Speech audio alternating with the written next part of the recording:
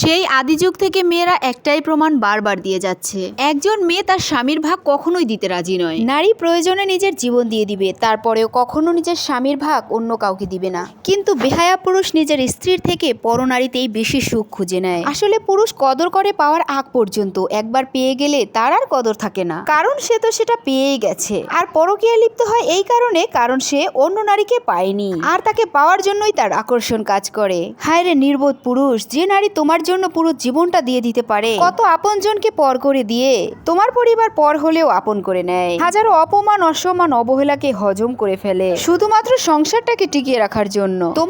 তোমার পরিবারের জন্য, তোমার সংসারের জন্য খেটে খেটে যে নারী সাজতে ভুলে যায়, তুমি সেই নারীকে বলো তোমার সৌন্দর্য কমে গেছে। তোমার সংসারের খাটনি খাটতে খাটতে যেই মেয়ের হাত দুটো আজ পাথর হয়ে গেছে, আসলে কি সেই হাত দুটো আগে পাথর ছিল?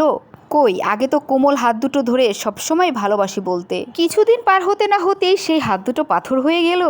নারী টাকা পয়সা সৌন্দর্য কোনো কিছুতেই আটকায় না, নারী তো আটকায় যত্ন আর ভালোবাসায়। কিন্তু বেঈমান পুরুষ যে কিসে আটকায় সেটা কোনো নারী আজও আবিষ্কার করতে পারেনি।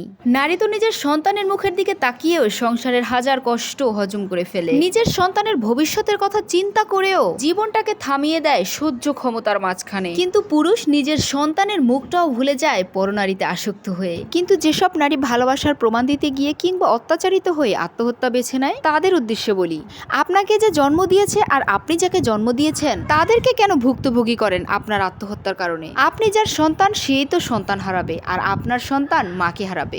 এছাড়া এই দুনিয়াতে কোনো তৃতীয় ব্যক্তি নেই যে আপনার জন্য আফসোস করবে কিংবা কিচ্ছুটি আসবে যাবে। এই মানুষগুলোই শুধু আপনার শূন্য স্থান ভরাট করতে পারবে না কোনোদিনই, আর বাকি মানুষগুলো তো সামান্য কিছু দিনের মধ্যেই আপনার শূন্য স্থান ভরাট করে দিবে। আমি জানি না আমার ভিডিওটি ঠিক কজনের সামনে যাবে, কিন্তু সকল আপুদের উদ্দেশ্যে আমি একটাই কথা বলতে চাই, কিংবা বলা যায় অনুরোধ করছি, কখনো আবেগের বশে আত্মহত্যা বেছে নেবেন না। কারণ স্বয়ং সৃষ্টিকর্তা আপনার জীবনটা আপনাকে দান করেছেন শুধুমাত্র তার ইবাদতের জন্য, আর তিনি আপনার একটা নির্দিষ্ট আয়ু দিয়েই এই পৃথিবীতে পাঠিয়েছেন। তার আগেই যদি আমরা পৃথিবী ত্যাগ করতে চাই, তাহলে তো স্বয়ং সৃষ্টিকর্তা আমাদের জাহান্নামে প্রবেশ করাবেনি। আর তাছাড়া অন্য কারোর জন্য কেন আমরা নিজেদের জীবনটাকে শেষ করে দেব, যারা কিনা ওই মাটির কবরে রেখে আসার 2 সেকেন্ড পরেই আপনাকে ভুলে যাবে, যারা কিনা আপনার জন্য একটা দিন কবর জিয়ারতও করবে না, যারা কিনা আপনার শেষ স্মৃতিটুকুও নিজের কাছে রাখবে না।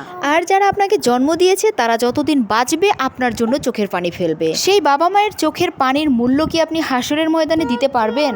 কিংবা আপনার নারী ছেঁড়া ধন, আপনার সন্তান আপনার মৃত্যুর পরে কতটা অবহেলায় লাঞ্ছনায় বড় হবে, কতটা অনাদরে জীবন কাটবে, সেটা কি একবারও ভেবে দেখেছেন? প্রতিটা পদে পদে তার চোখের পানি ঝরবে। বেঁচে থাকতে অন্তত একবার হলেও কল্পনা করে দেখেন। আল্লাহ আমাদের প্রতিটি নারীকে বোঝার তৌফিক দান করুক। আমাদের নারীদেরকে বাঁচতে হবে অন্তত নিজের সন্তানের জন্য।